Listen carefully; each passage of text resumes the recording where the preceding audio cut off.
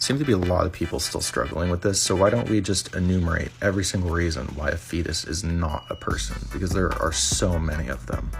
If you're in the US, the biggest group of these is just based around the fact that the government does not consider you a person. 14th Amendment, third word is born. You're not a citizen until birth or naturalization. So that's a pretty clear distinction. On top of that, you're not given a certificate until you're born. There's no certificate of personhood per the government. You don't receive a name, you don't receive a gender, there's no identity. So you're not a person because you're not granted personhood by your own government. Again, if you're in the US. Using this same thread, we could see there's a whole slew of things you're ineligible for because you're not considered a person by the government. One, you don't get child support. You can't claim them as a dependent on your taxes. You can't consider them a second person in a carpool lane because, again, they're not a person. Probably the most significant of these, though, is the fact that due process literally cannot distinguish between the mother and the unborn in the legal system. If you're in prison as a woman and you get pregnant, how do you remove the unborn from the situation of being wrongfully imprisoned with the mom? You can't, because again, they are not different people. That is one person.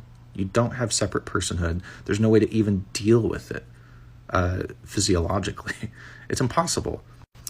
It's the same thing with deportation. If somebody comes over from another country and gets pregnant, what do? Because now, if you consider that to be a person, they are a citizen. But we know legally they're not, because they're not born. So again, not something logistically you can manage if you consider unborn versus the mom to be two different people. And that brings us to the crux of why there is no legal distinction, at least in the US. And that is because there is no moral agency for the unborn to operate independent of the mom. They operate on the same metabolic system.